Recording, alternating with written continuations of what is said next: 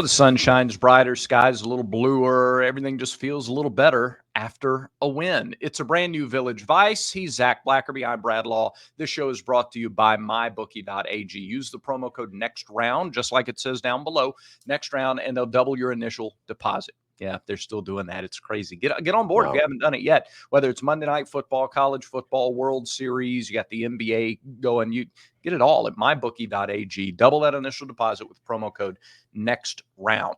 Zach, we're going to discuss Hugh Freeze's press conference and some takeaways. Yes. But, Auburn took away a win from Lexington. And, man, it's not like it was a playoff game. It's not like they put up 40 points. But the way they went about the second half was really impressive, and I think gives you reason to be very optimistic about the month of November. Yeah, I think so. It gives you hope again, right? If you come back with another loss, you kind of think, like, what in the world? Like, what can we do? Like, what are the gettable games left on the schedule? Now you come back with some confidence because, like you said, what they did in the second half was so different. Mm-hmm. I mean, a complete 180 from what we've seen them do in the second half, especially in pressure-filled situations. I love the first drive of the second half. I think that was kind of, if Auburn turns it around and goes on a little bit of a run here, I think you can point to that first drive of the second half saying, okay, they responded to adversity. They were frustrated with what they did in the final seconds, the closing seconds of the first half, kind of leaving points out there. There was clear frustration from the coaching staff, from Peyton Thorne, from everybody, and rightfully so. They totally dropped the ball in that situation, but they didn't let them beat them. They didn't let it beat them twice, and that's been something where this team seems like they have a hard time getting over things. But look, that was kind of the vibe of Hugh Freeze's presser today. It was a lot more relaxed. Mm-hmm. I think it was less tense, which makes sense. I mean, it was a minute since he's done one of these after a win. Yeah, it was a lot less sad. Like, there was a lot of sadness in these, just because it just beats you down week after week to be so close. Like, it's one thing to come into a press conference after a 20-point loss and go, look, we're not as physical. We're not, we just got outmatched another week. It's another thing to be so very close to wins time after time. Right. And find one or two little things that, you don't do, and they cause you the loss. So, or they cause you to lose. So to come back on the back end of that has to be a relief. It has to be. Like, it's okay to celebrate and go wild in the locker room. And, we finally won one of these, because I do think it gives you confidence. Now you have proof. Now you have and that was the word. That was the first. Freeze was asked about the feeling after the locker room, or feeling after the win in the locker room. And the first word out of his mouth was relief. Mm-hmm. Relief. I mean, these guys, like, we know what they're feeling, right? To an extent, the best we can. We can understand it to some extent of these guys felt like they'd be better, and they should be better, because I think they are a better team than their wins and losses. But your wins and losses are who you are at this point. I'm not making excuses for it. But they needed to get this off their back. Yep. And they did. And they did. And you could kind of tell that with the mannerisms and poise of the head coach today. It's a relief when what is supposed to work works. Like, I had to call my internet company Sunday and reset the Wi-Fi wasn't working, and no matter how many times I unplugged and replugged and all, it wasn't working. So they gave me the step-by-step instructions. So you got to press this and hold it down with a pen or whatever. And you're not sure it's going to work. They tell you it's supposed to work, but until it does, you don't have that feeling of relief, even if it's what it's supposed to do. And so to put in as much work as they're putting in, and to have a good scheme and a good game plan and all of that, until it finally works, you don't have that sense of relief. Yep. Now they have it. All right, so let's talk about some of the specifics of what Freeze said. He was asked about Kieron Crawford. Kieron Crawford was the highest rated defender in this game per PFF. And he was asked specifically about him. He said, best game. That's the best game he's had by far.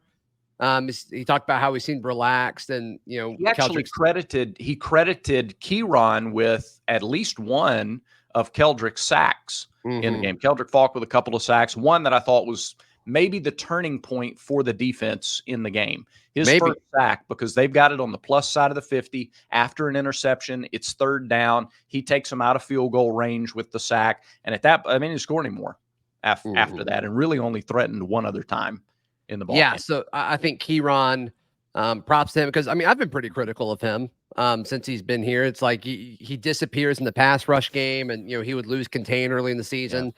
That was not the case Saturday. So props to him. Props to this coaching staff, and making sure he's ready to play because I thought he was outstanding. He was asked about Peyton Thorne's performance. Yeah, and he's like, honestly, we had a young man run the wrong route, and I'm like, is he going to tell us, or are we going to need to go back and watch the play? And he told us. He mentioned Malcolm Simmons, and you can tell how much Hugh Freeze loves Malcolm Simmons. Yeah. He loves him. He loves talking about him. He lights up whenever he says his name. And with good reason. Malcolm's had 5 straight games with 3 or more catches too, by the way. And he's just, and this is the first time he's played like starting receiver snaps. Like he played a ton of snaps. He's usually kind of in that like high teens to 20 range. I think he played over 40 snaps, if I remember correctly, on Saturday. But props to Freeze for, okay, Malcolm, you made a mistake that cost us, a turnover and, made Peyton look bad, and the Auburn fan base was melting at that point, and I don't really blame them. But then you keep him in, and Malcolm Simmons was great. Malcolm Simmons has been awesome. There's a lot that I loved and everybody loved about the second half game plan. And I know we're talking press conference, and we'll kind of get into that a little bit because, we'll lead into it now, because one of the things that I thought stood out to me the most when discussing the game plan, and particularly on the first drive of the third quarter, is Hugh Freeze just flat out was telling them in the headset, no throw, no throw, no throw. Thank goodness. Yeah. Thank goodness. Yeah. Why did it take so long? We have been talking for about a month. Like, don't give them the option. If it's in the RPO, just make it an R. Don't make it an RPO. Take away the O completely, and it's either an R or a P. And you know who benefited from that Saturday? Braden Joyner benefited from that. Yeah. The rest of the offensive line benefited from that. Jarquez Hunter benefited from that. And Peyton Thorne benefited from that. He completed 15 of his last 16 passes in the game. That's right. And the passes that were thrown weren't 40 yards down the field. I love that Auburn's one of the top teams in the country in yards per play, yards per catch, and all of that. But ain't nothing wrong with throwing the ball for 5 yards to one of your star wide receivers. And if he does nothing else, you got 5 yards. Yep. So, No, it looked like an offense. Like it looked like, I mean, everything about it was just, it was great. It was great. Auburn needed that. The way they won. I mean, everything about it. I mean, it's just, I think it gives you a chance the rest of the season, Brad. I really agree. I agree. And that's like, he talked in the press conference about how he was so tempted to throw it. And that was a nice, again, candid, vulnerable, honest moment in the press conference. No coach speak there. He was tempted to throw it. He was tempted, but he kept saying, no throw, no throw. That was the comment from the presser that stood out to me the most today, was that it was just a flat out like, no, we're committed. We're running the ball. Jeremiah said something to us on the postgame show on the radio that they went to the coaches and said, let's run it. Let's run it more. And they did. So they were determined to do it, and it paid off. So weird that the players have to do that? Is that weird? A little. Yeah. Okay. All right. I'd rather it not start with I don't want to be super critical because like they did it. The coaches let them do it and all that. Yeah. But it's like, wow. But why did it take so long? But to go back to the original point, the fact that group didn't turn tail and run, they didn't shy away from the moment. They didn't let Kentucky go down and score, and make it 17-0. And the offense didn't fold after the end of the first half. That's a resilient bunch. And even the upperclassmen, and the upperclassmen's taken some heat, by the way. They've been a little overlooked because of so many athletics, star freshmen and underclassmen. But it's a couple of guys from that senior class and junior class who said, hey, this is what we're going to do. We're going to create the lanes for you. Now run through them, big boy. And they did. Yeah, no, the offensive line was great. And Hugh Freeze mentioned that this version, this iteration, this lineup of the 5 big guys up front, he felt like that was their best lineup yet, which the big difference is Braden Joyner's at left guard, and they scooted Dylan Wade over to left tackle. No Percy Lewis. So take that for what it's worth. But I think barring injury, this is the group you're going to see the rest of the way. So we'll see exactly what that looks like on a week-by-week basis. But I'm kind of anticipating that being it. And it looked good, Brad.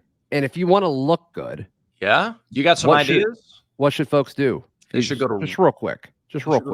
Roback.com. Yeah. RHOBACK. Don't you dare pay full price either at No. Roback.com.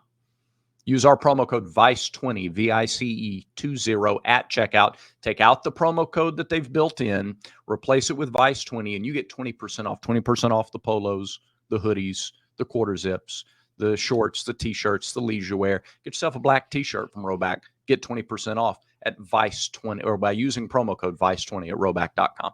All right, I wasn't going to bring it up. Okay. I wasn't going to bring it up. Yeah. But you're wearing the black T-shirt again. I am. And you look sharp. I may wear it until Auburn loses. Black T-shirt, Brad Law. Yeah. Is that my favorite Brad Law? I don't know.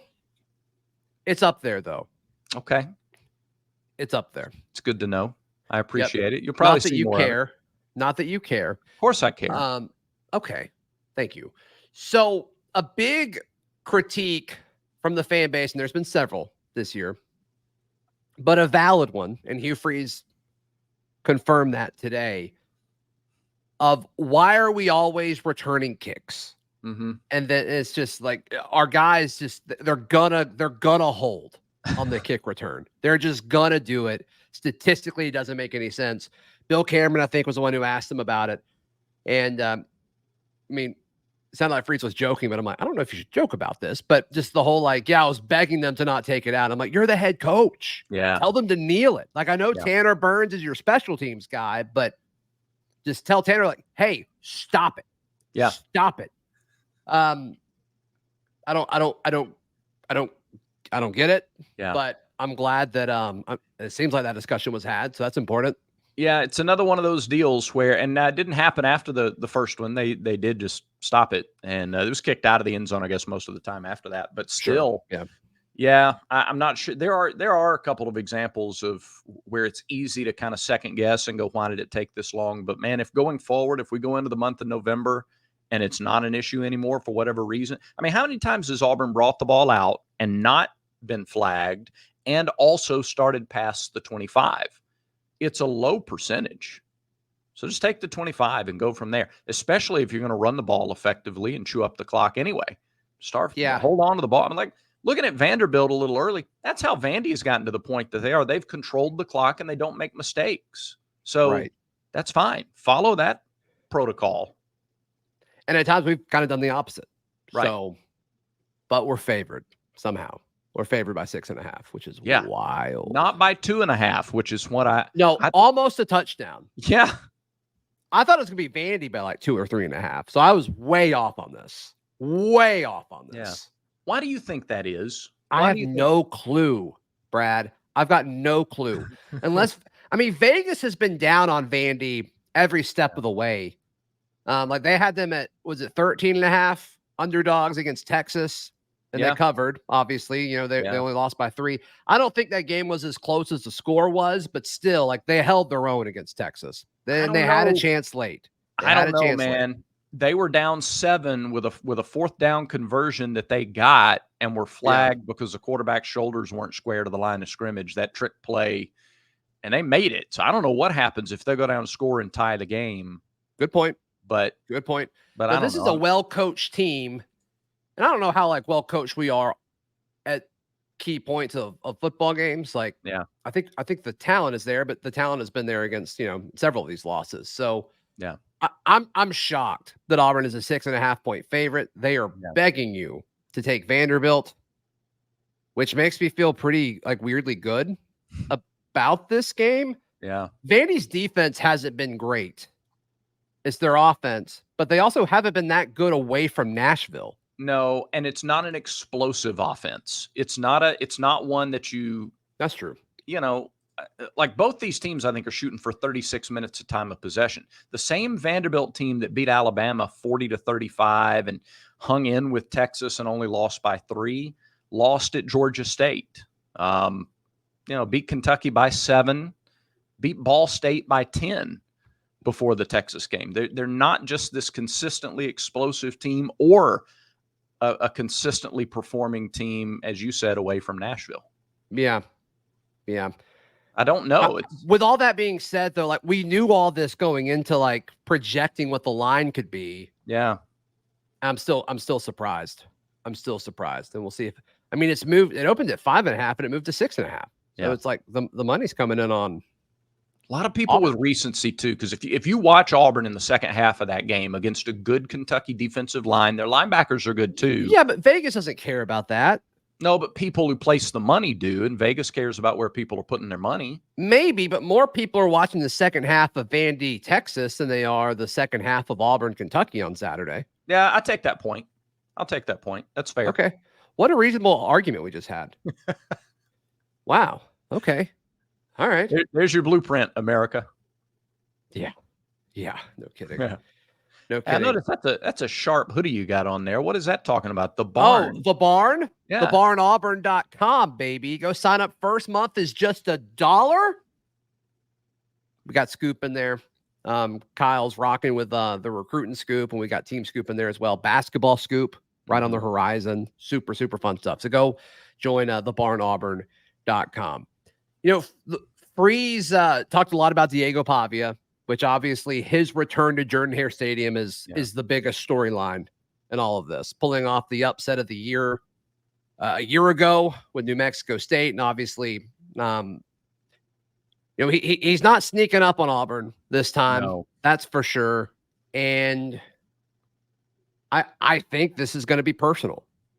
I hope it's personal. I kind of hope at this point. It better be personal. You know, he embarrassed you, Auburn defense, and there was nothing you could do about it. Yeah. He said, Coach Freeze said in the presser today, they're not going to talk about last year all that much. I don't know. I don't know that they have to, though. If you're a defensive player who was in the stadium last year and you remember your guy getting body slammed early in that game. Now, look, the atmosphere he completely snuck up on Auburn last year. The atmosphere was the deadest I can remember for an Auburn home game. Yeah. It's not going to be that. He's going to run out of the tunnel. Auburn fans are going to boo him. They're going to get after him. It's going to be electric. Now, to his credit, he kind of gets like that. It's kind of his thing. He may like it. Yeah. I think he does like it.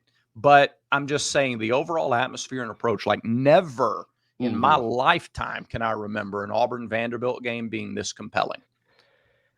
Yeah, I mean, it's super, super intriguing. Yeah. I don't know. Auburn's still in a spot where they can make a bowl game. Yep. What a late run that would be if they're able to pull that off. They've got two incredible opportunities at the end of the year to beat, a really good team to head into the offseason. And there's reason to think that's plausible now. It's not like if Auburn had kept the same. Jarquez had 5 carries at halftime. He had 4 carries in the second quarter. He had 1 carry at the end of the first quarter. Yeah. I had to go back and double check this when somebody told me that. That's insane. He had 4 carries in the second quarter, 1 in the first. 18 of his 23 carries were in the second half. He had 10 touches on the 14-play touchdown drive to start the third quarter. Wow, I didn't realize that. That's crazy, Brad. It's so different. That second half game plan was so different from anything we've seen. And that's question number 1 is that the identity now of this team? Was that a singular game plan against a team that you were leaning on and had, or is it the identity? Because if it is the identity going forward, and if you can do it against Kentucky's D-line and linebackers, don't you think you can do it against Vandy's D-line and linebackers? I think if you can run against Kentucky's front 7, you can do it against Vandy. You can do it against ULM. You can do it against Bama. Yep. I don't know if you can do it against A&M. I don't know. It's a much more formidable matchup. Yes. Agree. I agree with that. You're at home. Yeah. Top 10 teams coming into Jordan-Hare Stadium don't typically just walk out unscathed. And now there's a little belief to it.